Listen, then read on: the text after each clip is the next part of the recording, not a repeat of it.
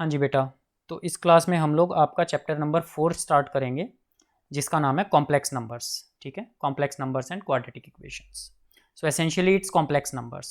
ठीक है, तो कॉम्प्लेक्स नंबर्स क्या होते हैं?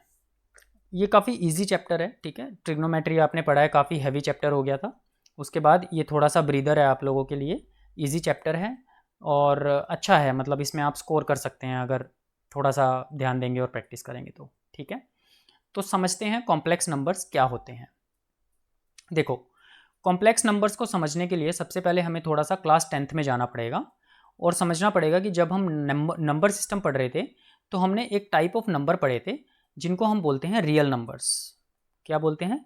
Real numbers, right. अब रियल नंबर्स के हमने डिफरेंट टाइप्स पढ़े थे, जिसमें हमने पढ़ा था natural numbers, whole numbers, integers, rational numbers and irrational numbers, right. इसमें हमने कौन कौन से नंबर्स पढ़े थे? नेचुरल नंबर्स और whole numbers, integers, right, rational numbers जो p बाई क्यू की फॉर्म में रिप्रेजेंट होते हैं, और इर्रेशनल नंबर्स, राइट, जैसे √2, √3, राइट, इर्रेशनल नंबर्स। ये नंबर्स हमने पढ़े थे। ये सारे क्या होते हैं? रियल नंबर्स होते हैं। अगर हम रियल नंबर्स की बात करें तो कौन से होते हैं, उनकी डेफिनेशन क्या होती है? Any number that can be represented on the number line, right, on the number line। ठीक है, ये हमने रियल नंबर्स पढ़े थे। ठीक है, जैसे एग्जाम्पल इनके 1, 2, 3, √2, √3, पाई एट्सेट्रा, राइट। ठीक है, अब इसके अलावा एक और तरीके के नंबर होते हैं जो होते हैं इमेजिनरी नंबर्स। ठीक है, अच्छा, रियल नंबर्स, कौन से नंबर्स रियल नंबर्स नहीं होते हैं? जहां पे स्क्वायर रूट के अंदर नेगेटिव आ जाए, स्क्वायर रूट के अंदर कोई नेगेटिव नंबर आ जाए। If there is a negative number in the square root, then that would not be a real number. ठीक है, तो हमने ये तो देख लिया रियल नंबर कौन से होते हैं, लेकिन कौन से ऐसे नंबर होते हैं जो रियल नंबर नहीं होते हैं? तो अगर स्क्वायर रूट के अंदर नेगेटिव आ जाए तो वो रियल नंबर नहीं होते हैं। Example, square root of -3, square root of -2, इस तरीके के नंबर, स्क्वायर रूट ऑफ -4। अगर स्क्वायर रूट के अंदर नेगेटिव आ गया तो ये नंबर्स रियल नंबर नहीं होते हैं। तो फिर ये कौन से नंबर होते हैं? ये नंबर होते हैं इमेजिनरी नंबर्स। ठीक है, ये हमने 10th क्लास तक नहीं पढ़ा था, तो ये नई चीज़ है जो हम इस चैप्टर में, इस क्लास में, आपकी 11th क्लास में पढ़ेंगे। ठीक है, तो कॉम्प्लेक्स नंबर्स को पढ़ने के लिए सबसे पहले हमें इमेजिनरी नंबर्स को पढ़ना ज़रूरी है। ठीक है, और इमेजिनरी नंबर्स को समझने के लिए हमें यह समझना जरूरी है कि रियल नंबर्स कौन से होते हैं। ठीक है, तो दो तरीके के नंबर हो गए, रियल नंबर्स और इमेजिनरी नंबर्स, राइट। ठीक है, तो मैं यहां पे लिख देता हूं, these numbers are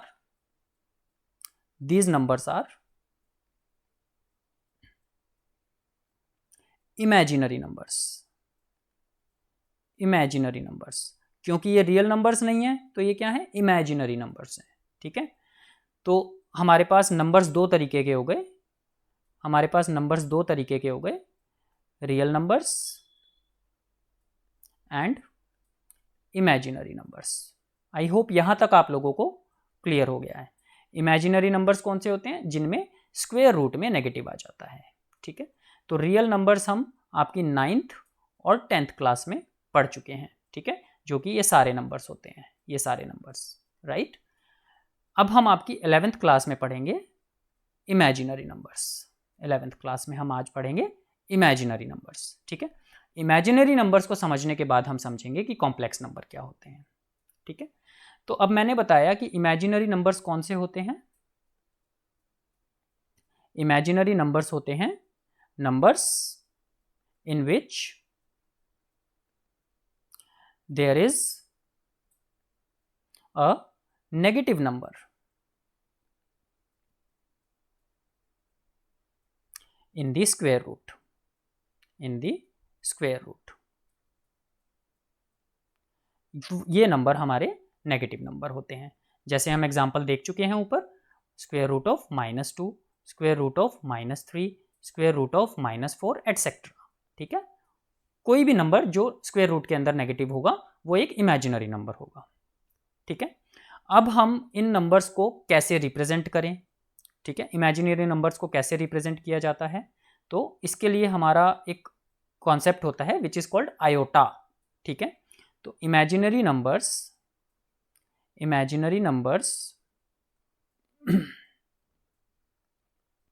are represented in the form of iota, IOTA, iota। इसको हम रिप्रेजेंट करते हैं स्मॉल आई से, आयोटा। ठीक है, आयोटा से हम इनको रिप्रेजेंट करते हैं। अब ये आयोटा क्या होता है? आयोटा होता है स्क्वायर रूट ऑफ -1। ठीक है, आयोटा क्या होता है? Square root of -1। Square root of -1 को हम आयोटा बोलते हैं। ठीक है, तो अब मान लो हमें -2 को रिप्रेजेंट करना है, माइनस स्क्वायर रूट ऑफ -2 को, तो हम इसको कैसे रिप्रेजेंट करेंगे? हम इसको रिप्रेजेंट करेंगे, देखो स्क्वायर रूट ऑफ -2 है ना, मैं इसको लिखूंगा square root of -1 into square root of 2, right. 2 into 1 क्या हो जाएगा? -2 हो जाएगा, राइट। स्क्वायर रूट में है दोनों, तो स्क्वायर रूट ऑफ -2 हो जाएगा। ठीक है, अब स्क्वायर रूट ऑफ -1 क्या होता है? आयोटा होता है, तो मैं इसको क्या लिखूंगा? Square root of 2 iota, √2 iota. ठीक है, इसी तरह से अगर स्क्वायर रूट ऑफ 3 को मुझे रिप्रेजेंट करना है, -3 को, तो मैं लिखूंगा इसको स्क्वायर रूट ऑफ -1 इंटू √3, तो ये मेरा हो जाएगा √3 आयोटा। ठीक है, तो इस तरीके से हम इमेजिनरी नंबर्स को रिप्रेजेंट करते हैं in the form of iota. ठीक है, तो हमें समझ में आ गया अब इमेजिनरी नंबर्स क्या होते हैं। ठीक है, तो इस क्लास में हम रियल नंबर्स पे अब फोकस नहीं करेंगे। रियल नंबर्स सिर्फ मैंने आपको इसलिए बताया था ताकि आपको एक आपका बैकग्राउंड बन जाए, आपको समझ में आ जाए कि इमेजिनरी नंबर्स और रियल नंबर्स में क्या डिफरेंस होता है। अब गोइंग फॉरवर्ड इस पूरे चैप्टर में हम सिर्फ और सिर्फ इमेजिनरी नंबर्स पे फोकस करेंगे। ठीक है, और इमेजिनरी नंबर्स की हम जहां भी बात करेंगे वहां पे हम आयोटा की बात करेंगे, क्योंकि इमेजिनरी नंबर्स का जो बेसिक कॉन्सेप्ट है वो ये है कि भाई स्क्वायर रूट के अंदर नेगेटिव होना चाहिए, और हम बोल रहे हैं कि आयोटा क्या होता है? Square root of -1। तो जहां भी स्क्वायर रूट के अंदर नेगेटिव होगा वहां पे आयोटा का यूज होगा ही होगा। ठीक है, तो आयोटा एक सिंबल है इमेजिनरी नंबर्स को रिप्रेजेंट करने के लिए। ठीक है, जिसकी वैल्यू स्क्वायर रूट ऑफ -1 के इक्वल होती है। ठीक है, अब हमें इमेजिनरी नंबर समझ में आ गया है, तो अब हम समझेंगे कॉम्प्लेक्स नंबर्स क्या होते हैं। ठीक है, तो एक सेकंड के लिए स्लाइड हटा रहा हूं, एक और स्लाइड इंसर्ट करनी है मुझे।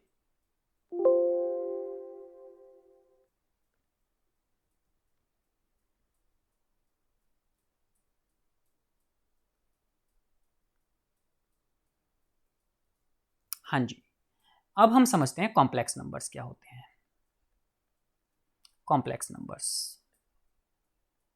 क्या होते हैं? कॉम्प्लेक्स नंबर्स, देखो हमने दो तरीके के नंबर पढ़े, एक तो रियल नंबर्स और एक imaginary numbers, right. Real numbers वो जिनमें स्क्वायर रूट में नेगेटिव नहीं होता, इमेजिनरी नंबर्स वो जिनमें स्क्वायर रूट में नेगेटिव होता है, मतलब आयोटा वाले नंबर्स। ठीक है, तो दोनों को अगर हम मिला दें तो हमारा बन जाता है कॉम्प्लेक्स नंबर, मतलब कॉम्प्लेक्स कर दिया हमने नंबर को, उसमें रियल नंबर भी डाल दिया और इमेजिनरी नंबर भी डाल दिया। ठीक है, तो कॉम्प्लेक्स नंबर्स क्या होते हैं? Complex numbers are the combination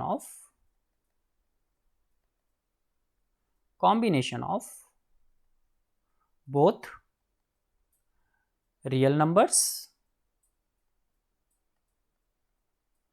and imaginary numbers। इन दोनों का जो कॉम्बिनेशन होता है वो कॉम्प्लेक्स नंबर कहलाता है। ठीक है, इसको रिप्रेजेंट कैसे किया जाता है, z से रिप्रेजेंट किया जाता है, ठीक है। तो इसका रिप्रेजेंटेशन कैसे होता है, रिप्रेजेंटेशन ऑफ कॉम्प्लेक्स नंबर्स।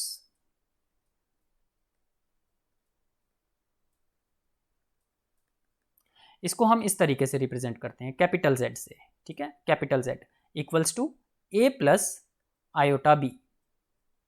इस तरीके से हम रियल नंबर, इसको कॉम्प्लेक्स नंबर्स को रिप्रेजेंट करते हैं, ठीक है। तो इसमें जो ये वाला पार्ट होता है a, ये होता है रियल पार्ट, और ये जो होता है ये वाला पूरा पार्ट, ये होता है इमेजिनरी पार्ट, क्योंकि इसमें क्या है, आयोटा है इसमें, ठीक है। तो ये होता है इमेजिनरी पार्ट, ठीक है। सो एसेंशियली हम इनको किस तरीके से रिप्रेजेंट करते हैं, हम बोलेंगे real part of z is equal to a and imaginary part of z is equal to b, ठीक है। आयोटा b नहीं लिखेंगे, b लिखेंगे, क्यों, क्योंकि b के साथ तो ऑलरेडी आयोटा है, तो जिसके साथ आयोटा है that is the imaginary part, ठीक है, that is the imaginary part. तो रियल पार्ट ऑफ z मतलब REZ, ठीक है, is a and imaginary part of z is b। तो z equals to a plus iota b, where a and b are any real numbers, any real numbers. a और b क्या है, कोई भी real number हो सकते हैं। For example मैंने कोई z ले लिया, मान लो 2 प्लस 3 आयोटा। आयोटा को पहले लिख लो या बाद में लिख लो, कोई फर्क नहीं पड़ता, ठीक है, ठीक है। तो ये हो गया z equals to 2 plus 3 iota. तो रियल पार्ट ऑफ z क्या है, 2 है, और इमेजिनरी पार्ट ऑफ z क्या है, 3 है। इसको हम लिखेंगे रियल पार्ट ऑफ z, यहाँ पे ब्रैकेट लगाते हैं हम, ठीक है। तो real part of z is 2 और imaginary part of z is 3। तो आप देखो 2 और 3 क्या है, रियल नंबर्स हैं, बेसिक रियल नंबर्स, ठीक है। तो a और b दोनों कोई भी रियल नंबर्स हो सकते हैं, फेयर, ठीक है। तो इस तरीके से एक और एग्जांपल ले लिया, मान लो इसको हमने z1 मान लिया, एक और z2 हमने कोई नंबर ले लिया, मान लो 2 माइनस 3 आयोटा। तो यहाँ पे रियल पार्ट ऑफ z क्या है, z2 इज 2 और इमेजिनरी पार्ट ऑफ z2 क्या है, -3, 3 नहीं -3, क्योंकि standard form of real complex number में बीच में प्लस का साइन होता है। तो एसेंशियली अगर मैं इस नंबर को देखूं तो मुझे ऐसे लिखना चाहिए इसको, 2 प्लस -3 आयोटा, क्योंकि बीच में जो ये साइन आएगा ये हमेशा प्लस का होना चाहिए, ठीक है। मैं ऐसे भी लिख के कर सकता हूँ, कोई दिक्कत नहीं है, बट मैं आपको अंडरस्टैंडिंग के लिए बता रहा हूँ कि जो इमेजिनरी पार्ट है वो -3 है, 3 नहीं है, ठीक है। तो इस तरीके से हम कॉम्प्लेक्स नंबर्स को रिप्रेजेंट करते हैं, ठीक है। तो हमने दो चीज़ें पढ़ी, क्या क्या पढ़ी हमने, एक तो पढ़ा रियल नंबर्स क्या होते हैं जिनमें स्क्वायर रूट के अंदर नेगेटिव साइन नहीं होता है, ठीक है। ये सारे natural number, whole number, integer, rational number और इरैशनल नंबर। फिर हमने पढ़ा कि अगर स्क्वायर रूट के अंदर नेगेटिव आ जाए तो वो कहलाएगा इमेजिनरी नंबर, ठीक है। और इमेजिनरी नंबर्स को हम आयोटा से रिप्रेजेंट करते हैं। आयोटा की वैल्यू होती है स्क्वायर रूट ऑफ -1, ठीक है। तो अगर स्क्वायर रूट ऑफ -2 है तो हम इसको बोलेंगे √2 आयोटा, ठीक है। स्क्वायर रूट ऑफ -3 है तो हम इसको बोलेंगे √3 आयोटा, ठीक है। तो जैसे जैसे आप क्वेश्चन करेंगे आपको ये बहुत आसान लगने लगेगा, दिस इज वेरी इजी। फिर हमने इमेजिनरी नंबर्स पढ़ने के बाद समझा कि कॉम्प्लेक्स नंबर्स क्या होते हैं। कॉम्प्लेक्स नंबर क्या होते हैं, जिसमें रियल नंबर भी होता है और इमेजिनरी नंबर भी होता है। तो रियल पार्ट होता है एक और एक इमेजिनरी पार्ट होता है, ठीक है। तो real part of z is a, इसको हम a प्लस आयोटा b या a प्लस b आयोटा, एक ही बात है, उससे हम रिप्रेजेंट करते हैं, ठीक है। और imaginary part of z will be b। Example हमने पढ़े 2 प्लस 3 आयोटा, 2 माइनस 3 आयोटा, ठीक है। तो ये होते हैं कॉम्प्लेक्स नंबर्स। इसके ऊपर कुछ क्वेश्चंस करते हैं, आपको और अच्छे से अंडरस्टैंडिंग बनेगी।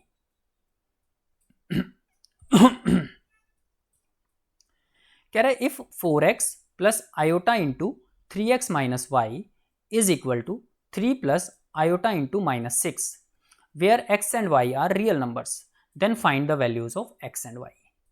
अब देखो यहाँ पे इसने क्या बोला है, एक तो ये रियल नंबर दे दी, एक तो ये कॉम्प्लेक्स नंबर दे दिया, राइट, और एक ये कॉम्प्लेक्स नंबर दे दिया, राइट। इसका रियल पार्ट क्या है, 4x है, और इमेजिनरी पार्ट क्या है, 3x माइनस वाई है ना, क्योंकि इस पूरे के साथ आयोटा की मल्टीप्लाई है। और इस वाले नंबर में रियल पार्ट क्या है, 3 है, और इमेजिनरी पार्ट क्या है, -6 है, क्योंकि उसके साथ आयोटा की मल्टीप्लाई है। तो ये कह रहा है कि एक कॉम्प्लेक्स नंबर ये है और एक कॉम्प्लेक्स नंबर ये है, और कह रहा है कि ये दोनों इक्वल हैं, तो x और y की वैल्यू फाइंड करो। ठीक है, तो इसके लिए हमें सबसे पहले समझना होगा इक्वालिटी ऑफ कॉम्प्लेक्स नंबर्स, कि भाई दो कॉम्प्लेक्स नंबर इक्वल कब होते हैं। ठीक है, तो हम कॉन्सेप्ट समझेंगे सबसे पहले, इक्वालिटी ऑफ कॉम्प्लेक्स नंबर्स।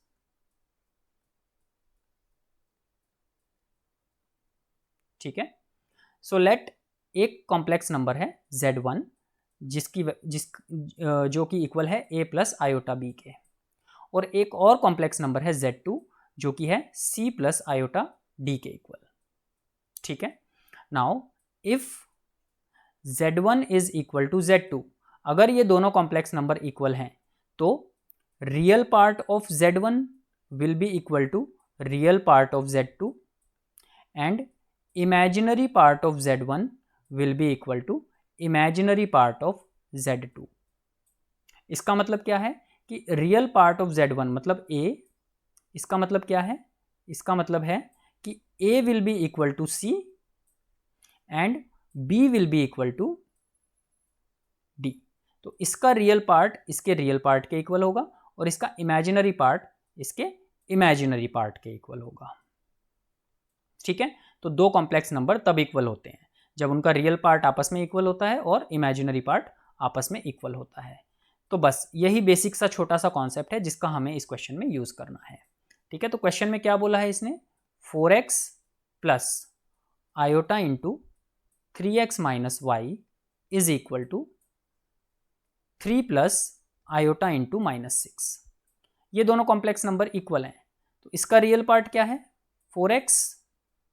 ठीक है, और इसका रियल पार्ट क्या है, 3, तो 4x will be equal to 3, तो यहां से x will be equal to 3/4। Simple. इसका इमेजिनरी पार्ट क्या है, 3x माइनस वाई, इसका इमेजिनरी पार्ट क्या है, -6। ठीक है, तो x की वैल्यू ऑलरेडी हम निकाल चुके हैं, 3 into 3/4 minus y equals to -6, तो 3 3 ज़ा 9/4 माइनस वाई इक्वल्स टू -6। -6 को इस साइड ले आते हैं, y को उस साइड ले जाते हैं, तो ये क्या बन जाएगा, y इक्वल्स टू 9/4 प्लस 6। ठीक है, तो y विल बिकम 6 चौक 24 और 9 33/4। ठीक है, तो हमारी x और y की वैल्यूज आ गई हैं। ठीक है, तो x equals to 3/4 and y equals to 33/4। This will be our answer. ठीक है, तो दो कॉम्प्लेक्स नंबर्स कब इक्वल होते हैं, जब उनके रियल पार्ट और इमेजिनरी पार्ट आपस में इक्वल होते हैं। ठीक है, चलिए आगे बढ़ते हैं। अब समझते हैं algebra of complex number. Algebra का क्या मतलब है, प्लस माइनस मल्टीप्लिकेशन और डिवीजन कैसे होता है। अगर दो कॉम्प्लेक्स नंबर्स हैं z1 और z2 और हमें उनको ऐड करना है, सब्ट्रैक्ट करना है, मल्टीप्लाई करना है और डिवाइड करना है, तो हम कैसे करेंगे। ठीक है, तो समझते हैं इसको। मान लिया एक कॉम्प्लेक्स नंबर है z1 जो कि है a प्लस आयोटा b के इक्वल, और एक कॉम्प्लेक्स नंबर है z2 जो कि है c प्लस आयोटा d के इक्वल। ठीक है, तो सबसे पहले हम एडिशन पढ़ते हैं, इनका एडिशन। ठीक है, अलजेब्रा का क्या मतलब है, चार तरह के जो ऑपरेशन होते हैं, right, plus minus multiply and divide. ठीक है, तो एडिशन, तो मुझे क्या निकालना है, z1 प्लस z2। ठीक है, तो कुछ नहीं होगा, इनके रियल पार्ट ऐड हो जाएंगे और इनके इमेजिनरी पार्ट ऐड हो जाएंगे, मतलब a प्लस सी हो जाएगा। ठीक है, and plus iota into b plus d हो जाएगा। रियल पार्ट आपस में ऐड हो जाएंगे और इमेजिनरी पार्ट आपस में ऐड हो जाएंगे। ठीक है, इसी तरह से अगर हमें इनका सब्ट्रैक्शन करना है तो z1 माइनस z2 अगर मुझे करना है तो a में से c माइनस हो जाएगा प्लस आयोटा इंटू बी में से डी माइनस हो जाएगा। ठीक है। अच्छा, अगर मुझे Z2 माइनस Z1 निकालना होता तो C में से A माइनस हो जाता, C minus A, right, plus iota into d में से B माइनस हो जाएगा आपकी बार, D minus B, right. But Z1 प्लस Z2 तो Z2 प्लस Z1 के इक्वल ही रहेगा, right. 5 plus 2 is equal to 2 plus 5, right. But 5 minus 2 is not equal to 2 minus 5, right. Basic commutative law, right, commutative law. ठीक है, commutative law. तो ये commutative law भी फॉलो करता है एडिशन, एसोसिएटिव लॉ भी फॉलो करता है। ये बेसिक सी चीज़ें हैं, उतनी ज़्यादा आपको काम नहीं आएंगी, बट ठीक है फिर भी बता देता हूँ। एसोसिएटिव लॉ क्या होता है, सिर्फ एडिशन के लिए होते हैं ये, है ना। अगर Z1 प्लस Z2 प्लस Z3 तीन कॉम्प्लेक्स नंबर हैं तो आप पहले इन दोनों को ऐड कर दो, फिर इसको ऐड कर दो, या फिर पहले Z1 और ऐसे Z2 प्लस Z3 को ऐड कर दो, फिर बाद में Z1 को ऐड कर दो। ठीक है, आपका रिजल्ट सेम आएगा। सो एडिशन आपका एसोसिएटिव और कम्यूटेटिव दोनों लॉज को फॉलो करता है। ठीक है, चलिए, तो हमने एडिशन और सब्ट्रैक्शन समझ लिया दो कॉम्प्लेक्स नंबर्स का। अब हम समझेंगे मल्टीप्लिकेशन और डिवीजन कैसे करते हैं।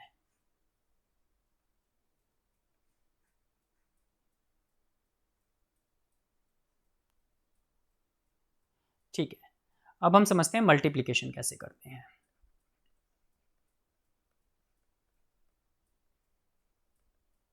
मल्टीप्लिकेशन देखो, हमें Z1 इंटू Z2 को मल्टीप्लाई करना है, तो हम दोनों को साथ साथ लिख लेते हैं, A plus iota B into C plus iota D।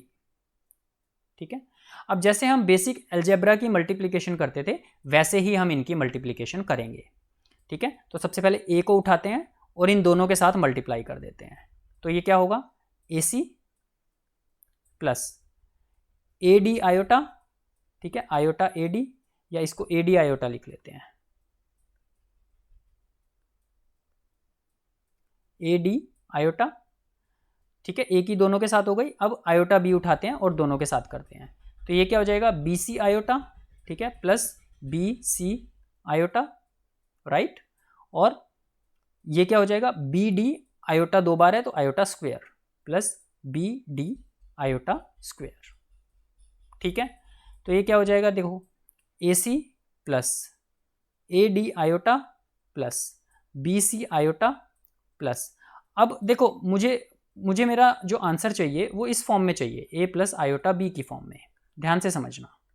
ठीक है, तो ये वाला नंबर भी मेरा नॉर्मल नंबर है, इस नंबर में आयोटा है और इस नंबर में भी आयोटा है, कोई प्रॉब्लम नहीं है। अब यहाँ पे मेरे पास आयोटा स्क्वायर है, मैं इसका क्या करूँ। ठीक है, मुझे इसको ख़त्म करना है आयोटा स्क्वायर को, क्योंकि मुझे मेरा आंसर आयोटा B की फॉर्म में चाहिए। ठीक है, तो आयोटा स्क्वायर को मैं कैसे ख़त्म करूँगा, देखो ध्यान से समझना। आयोटा की वैल्यू क्या होती है, स्क्वायर रूट ऑफ -1, तो अगर मैं इसका स्क्वायर कर दूं आयोटा स्क्वायर तो क्या हो जाएगा, स्क्वायर रूट ऑफ -1 का स्क्वायर हो जाएगा। ठीक है, which will be equal to, square root से स्क्वायर कैंसिल होके -1 हो जाएगा, तो आयोटा स्क्वायर किसके इक्वल होता है, -1 के इक्वल होता है। तो ये हो जाएगा आपका BD, आयोटा स्क्वायर की जगह पे मैं -1 लिख दूंगा।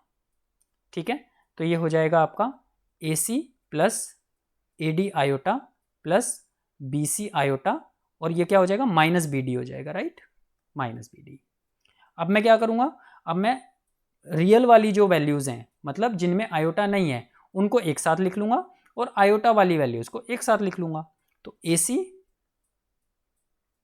-BD, ये तो हो गया हमारा रियल पार्ट, प्लस इन दोनों में आयोटा है तो iota into AD plus BC, ये हो गया हमारा इमेजिनरी पार्ट। ठीक है, तो इस तरीके से हम Z1 Z2 को मल्टीप्लाई करेंगे।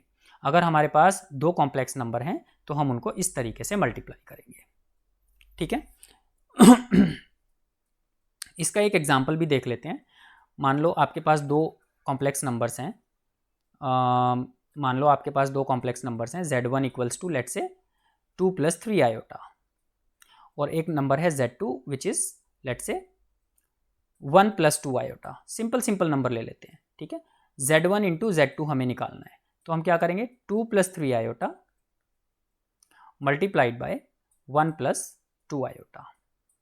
ठीक है, तो ये क्या हो जाएगा, 2 1 जा 2 प्लस 2 2 जा 4 आयोटा प्लस 3 आयोटा से करते हैं, 3 1 जा 3 आयोटा और प्लस 3 2 जा 6 iota into iota, iota square. तो ये हो जाएगा 2 प्लस 4 और 3 7 आयोटा, राइट, 7 आयोटा। और ये आयोटा स्क्वायर कितना होता है, -1 होता है, तो plus 6 into -1। So this will become 2 plus 7 iota -6. So this will become 2 minus 6 minus 4 plus 7 iota. This will be Z1 into Z2.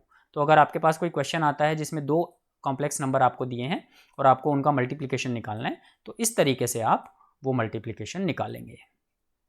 ठीक है, so this is pretty simple.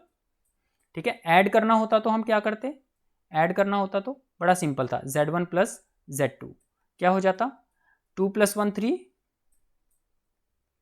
Real part plus 3 + 2 into iota.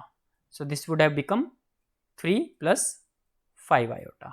ये हमारा Z1 प्लस Z2 आ जाता। अभी division मैं कराऊंगा आपको, ठीक है, डिवीजन थोड़ा कॉम्प्लिकेटेड है, इसीलिए मैं डिवीजन पे अभी थोड़ा रुक रहा हूं।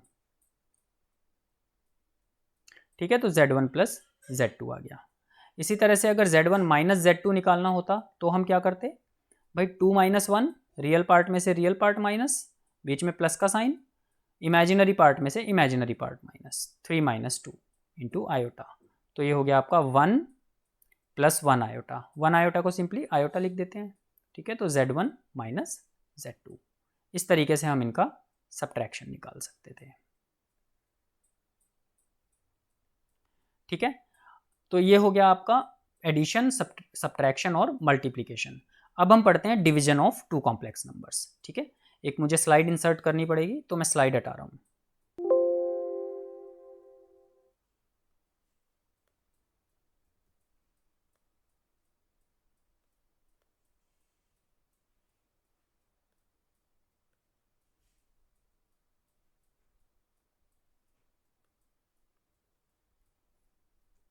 हाँ जी, स्लाइड आ गई है।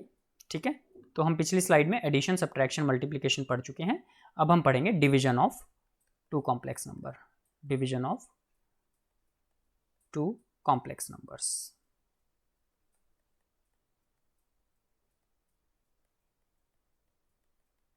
ठीक है, मान लिया हमारे पास एक Z1 है which is A plus iota B, और एक Z2 है which is C plus iota D।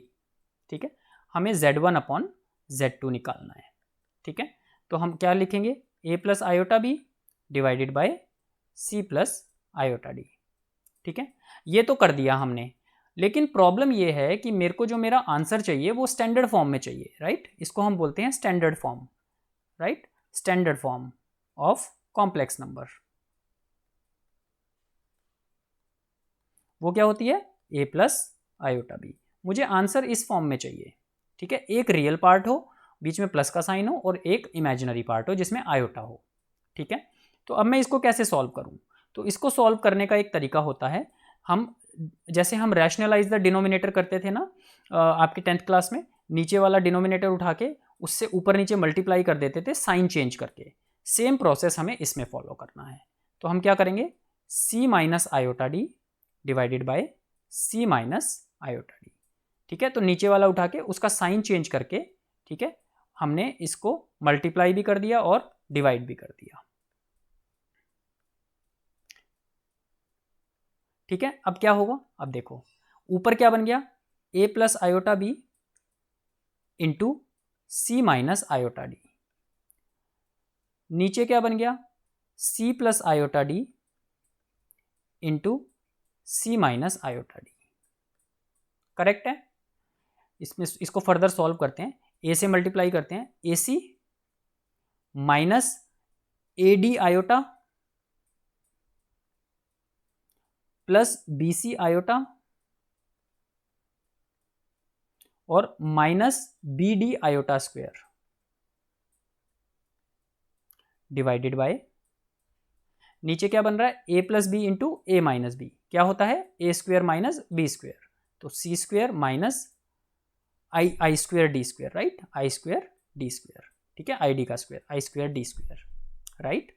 तो ये क्या हो जाएगा, ऊपर हो गया ए सी माइनस ए D iota plus B C iota और minus B D into iota square की जगह पे क्या रखूंगा, -1, ठीक है, क्योंकि आयोटा स्क्वेयर को तो मुझे खत्म करना है, divided by C square minus d square into -1, iota square की जगह पे यहाँ भी हमने -1 रख दिया, ठीक है।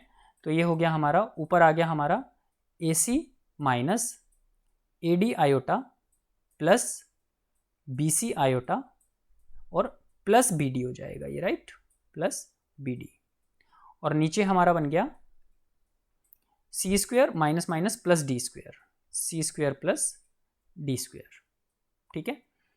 अब हम ऊपर से जो हमारे रियल पार्ट हैं उनको एक साथ लिख लेते हैं, A C plus B D, और इमेजिनरी पार्ट्स को एक साथ लिख लेते हैं, ठीक है, plus iota into B C minus A D, B C minus A D, B C minus A D,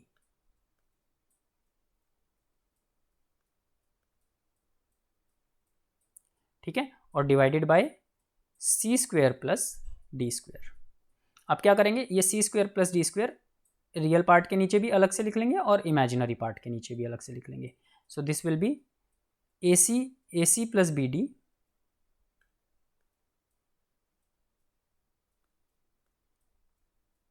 a C plus B D divided by C square plus D square plus iota into B C minus A d divided by C square plus D square. This will be my z1 upon z2, ठीक है। तो इस तरीके से हम जो है दो कॉम्प्लेक्स नंबर का डिवीजन करते हैं, ठीक है। तो डिवीजन में ये मुश्किल नहीं है, आपको पहली बार आपने देखा है तो शायद आपको थोड़ा सा मुश्किल लग रहा होगा, बट उतना मुश्किल है नहीं है। हमने क्या किया, हमने सिंपली दो कॉम्प्लेक्स नंबर को उठा के उनको आपस में डिवाइड कर दिया, ठीक है। तो डिवाइड कर दिया, तो अब हमें रिजल्ट किस फॉर्म में चाहिए, ए प्लस आयोटा बी की फॉर्म में। अब देखो ए प्लस आयोटा बी की फॉर्म में आ गया है ये, है ना। तो real part of z1 upon z2 क्या है यहाँ पे, ये पूरा रियल पार्ट ये है ना, A C plus B D divided by C square plus D square, है ना, ये सारे रियल नंबर्स हैं। और imaginary part of z1 upon z2 यहाँ पे हमारे पास क्या आ रहा है, बी सी माइनस ए डी जो आयोटा के साथ मल्टीप्लाइड है, b C minus A d divided by C square plus D square, ठीक है। तो इस तरीके से हमने किस फॉर्म में रिप्रेजेंट कर दिया इसको, स्टैंडर्ड फॉर्म में, राइट, ए प्लस आयोटा बी। तो ये पूरा आपका ए है और ये पूरा आपका बी है, ठीक है। तो जब हमने a plus iota b upon c plus iota d किया, तो क्योंकि मुझे a plus iota b standard form में आंसर चाहिए था, तो उस स्टैंडर्ड फॉर्म में आंसर लाने का मेरे पास एक ही तरीका होता है कॉम्प्लेक्स नंबर में, कि मैं नीचे वाला जो कॉम्प्लेक्स नंबर है उसका साइन चेंज करके मल्टीप्लाई और डिवाइड कर दूँ। जैसे ही मैंने मल्टीप्लाई और डिवाइड किया, फिर तो उसके बाद सिंपल मैंने बस प्रोसेस फॉलो किया है ना। मल्टीप्लिकेशन हम सीख ही चुके हैं, तो ऊपर भी मल्टीप्लाई कर दिया, नीचे भी जो है हमारा फॉर्मूला लग गया, या आप मल्टीप्लाई भी कर सकते थे, रिजल्ट सेम आना था। और फिर आयोटा स्क्वायर की जगह पे हमने -1 वैल्यू पुट कर दी, बस, और कुछ भी नहीं किया है, ठीक है। इसका एक एग्जांपल करके दिखाता हूँ मैं आपको। पिछला वाला ही एक एग्जांपल ले लेते हैं। मान लिया z1 हमारे पास एक नंबर है 2 + 3 आयोटा, और मान लो z2 हमारे पास एक नंबर है 1 + 2 आयोटा, ठीक है। यही एग्जाम्पल लिया था हमने, यस, यही एग्जाम्पल लिया था, ठीक है। अब हमें z1 अपॉन z2 निकालना है, तो हम क्या करेंगे, 2 + 3 आयोटा डिवाइडेड बाय 1 + 2 आयोटा, ठीक है, multiplied by 1 - 2 iota divided by 1 - 2 iota. क्या हो जाएगा, ऊपर देखो 1 × 2 2 -4 आयोटा प्लस 3 आयोटा और -6 आयोटा स्क्वायर, और नीचे क्या हो जाएगा 1 + 2 आयोटा इंटू ए स्क्वायर माइनस बी स्क्वायर, तो मतलब 1 का स्क्वायर माइनस 2 आयोटा का स्क्वायर, राइट। तो ऊपर हो गया हमारे पास 2, अब -4 आयोटा है प्लस 3 आयोटा है, क्या बचेगा माइनस आयोटा। और ये देखो आई स्क्वायर की जगह पे जब मैं -1 रखूंगा तो ये -6 + 6 बन जाएगा, divided by 1 minus 4 iota square, right. तो ये हो जाएगा आपका 2 minus 2 plus 6 8, 2 plus 6 will be 8, 8 minus iota, 8 minus iota divided by, अब देखो आई स्क्वायर की जगह पे जब हम -1 रखेंगे तो क्या बन जाएगा, ये +4 बन जाएगा, ठीक है। तो 1 + 4 5, ठीक है। तो अब मैं इसको अलग अलग से करके लिखूंगा, तो मेरा Z1/Z2 आ गया 8/5 माइनस 1/5 आयोटा, है ना, 1/5 आयोटा। तो मेरा रियल पार्ट क्या आ गया 8/5 और इमेजिनरी पार्ट क्या आ गया -1/5, ठीक है। तो इस तरीके से हम जो है कॉम्प्लेक्स नंबर्स का डिवीजन परफॉर्म करते हैं, राइट। तो हमने इस क्लास में क्या क्या सीख लिया, हमने इस क्लास में सबसे पहले तो ये समझा कि कॉम्प्लेक्स नंबर होते क्या हैं। कॉम्प्लेक्स नंबर होते क्या हैं ये समझने के लिए हमने सबसे पहले समझा कि रियल नंबर और इमेजिनरी नंबर में क्या डिफरेंस होता है। तो इमेजिनरी नंबर क्या होते हैं, जिनमें स्क्वायर रूट के अंदर नेगेटिव आ जाता है, वो इमेजिनरी नंबर होते हैं। फिर हमने पढ़ा कि अगर स्क्वायर रूट में नेगेटिव आ जाए तो उसको कैसे रिप्रेजेंट करेंगे, तो उसको हम आयोटा की फॉर्म में रिप्रेजेंट करेंगे, जिसकी वैल्यू होती है स्क्वायर रूट ऑफ -1, ठीक है। तो ये होता है imaginary number, iota, iota is imaginary number, ठीक है। फिर हमने पढ़ा कॉम्प्लेक्स नंबर क्या होते हैं। कॉम्प्लेक्स नंबर वो होते हैं जिनमें रियल नंबर भी होता है और इमेजिनरी नंबर भी होता है, मतलब रियल पार्ट भी होता है और इमेजिनरी पार्ट भी होता है। तो एक पार्ट आयोटा के बिना होगा और एक पार्ट आयोटा के साथ होगा। तो जहां भी आयोटा है वहां पे हम क्या समझ लें, यहाँ पे स्क्वायर रूट के अंदर नेगेटिव नंबर है ना, क्योंकि आयोटा है यहाँ पे, और आयोटा का मतलब ही क्या है, स्क्वायर रूट ऑफ -1, ठीक है। तो ये वाला इमेजिनरी पार्ट हो गया। तो इन दोनों को हम जब मिला देते हैं तो हमारा बन जाता है कॉम्प्लेक्स नंबर, ठीक है। फिर हमने पढ़ा कि दो कॉम्प्लेक्स नंबर इक्वल कब होते हैं, जब उनका रियल पार्ट आपस में इक्वल हो और इमेजिनरी पार्ट आपस में इक्वल हो, ठीक है। उसके बेस पे हमने एक क्वेश्चन किया, और उसके बाद हमने पढ़ा algebra of complex number. Algebra of complex number मतलब अगर हमारे पास दो कॉम्प्लेक्स नंबर हैं तो हमें उनको ऐड, सब्ट्रैक्ट, मल्टीप्लाई और डिवाइड करना है, तो कैसे करेंगे। तो अगर हमें उन्हें ऐड करना है तो हम उनका सिंपली रियल पार्ट आपस में ऐड कर देंगे और इमेजिनरी पार्ट आपस में ऐड कर देंगे। सेम हम सब्ट्रैक्शन में करेंगे, ठीक है। रियल पार्ट को रियल पार्ट से सब्ट्रैक्ट कर दिया, इमेजिनरी पार्ट को इमेजिनरी पार्ट से सब्ट्रैक्ट कर दिया, ठीक है। अगर मल्टीप्लिकेशन करनी है तो सिंपली हमने दोनों को साइड बाय साइड लिखा और एक एक करके अलजेब्रा की जैसे मल्टीप्लाई करते थे वैसे हमने मल्टीप्लाई कर दिया उसको। और यहाँ पे क्योंकि मल्टीप्लाई जब भी करेंगे हम तो एक टर्म हमारी हमेशा आई स्क्वायर वाली आएगी, क्योंकि आई और आई दोनों में है। तो आई स्क्वायर को खत्म करने के लिए आई स्क्वायर की वैल्यू होती है -1, ठीक है। तो हम आई स्क्वायर की वैल्यू -1 रख देंगे, तो हमारा आंसर जो है सिंपल जो है a + आयोटा b की फॉर्म में आ जाएगा, ठीक है। तो ये हमारा रियल पार्ट हो गया और ये हमारा इमेजिनरी पार्ट हो गया। मैं यहाँ पे लिख भी देता हूँ, real part of Z1 Z2 is equal to AC - BD और imaginary part of Z1 Z2 is AD + BC, ठीक है। एंड देन हमने एग्जाम्पल लेके ये तीनों ऑपरेशन परफॉर्म करके देखे, ठीक है। फिर उसके बाद हमने डिवीजन पढ़ा। डिवीजन में हमने क्या पढ़ा कि अगर दो कॉम्प्लेक्स नंबर्स को डिवाइड करना है तो हमें उसको फर्दर सॉल्व करने के लिए जो नीचे वाला कॉम्प्लेक्स नंबर है उसका साइन चेंज करके मल्टीप्लाई और डिवाइड करना होगा, ठीक है।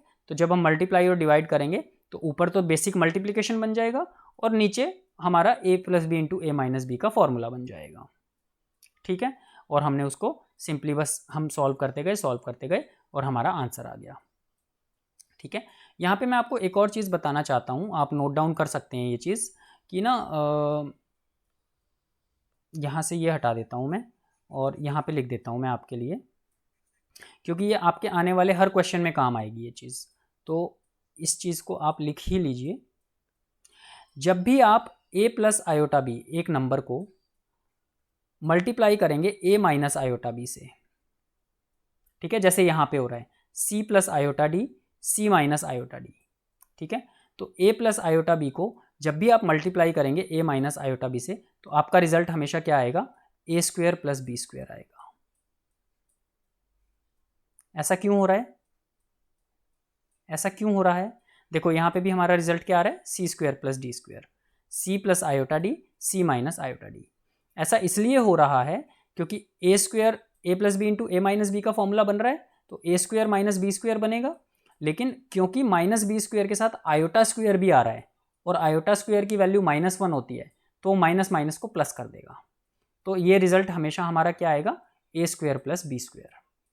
ठीक है, आगे जाके इस रिजल्ट का हम यूज़ भी करेंगे, ये इनका इसकी एक प्रॉपर्टी भी है कॉम्प्लेक्स नंबर्स की, बहुत यूज़ होने वाली है ये प्रॉपर्टी। ठीक है, तो अभी के लिए बस आप ए plus iota B into A minus iota B अगर आपके पास है तो आपको पता होना चाहिए कि ये ए स्क्वायर प्लस बी स्क्वायर बन जाता है। क्यों बन जाता है? क्योंकि आयोटा स्क्वायर की वैल्यू -1 होती है और वो बी स्क्वायर के माइनस को प्लस बना देती है, एज सिंपल एज दैट। ठीक है, तो दिस इज इंपॉर्टेंट, यहाँ पे मैं लिख देता हूँ। ठीक है, तो इस क्लास के लिए हम इतना ही रखेंगे। नेक्स्ट क्लास में हम इनसे जुड़ी हुई कॉम्प्लेक्स नंबर से जुड़ी हुई कुछ और अच्छी चीज़ें पढ़ेंगे। ठीक है, बस 2-3 टॉपिक और बचे हैं कॉम्प्लेक्स नंबर के आपके बेसिक से, बहुत ज़्यादा लंबा चैप्टर नहीं है, छोटा सा चैप्टर है। तो मिलते हैं नेक्स्ट क्लास में, लेकिन बहुत ज़रूरी है कि आप नेक्स्ट क्लास देखने से पहले जो भी मैंने पढ़ाया है उसको अच्छे से रिवाइज़ कर लें एक बार। ठीक है, तभी आपको आगे की क्लासेस समझ में आएंगी। ठीक है, तो मिलते हैं नेक्स्ट क्लास में, तब तक के लिए थैंक यू वेरी मच।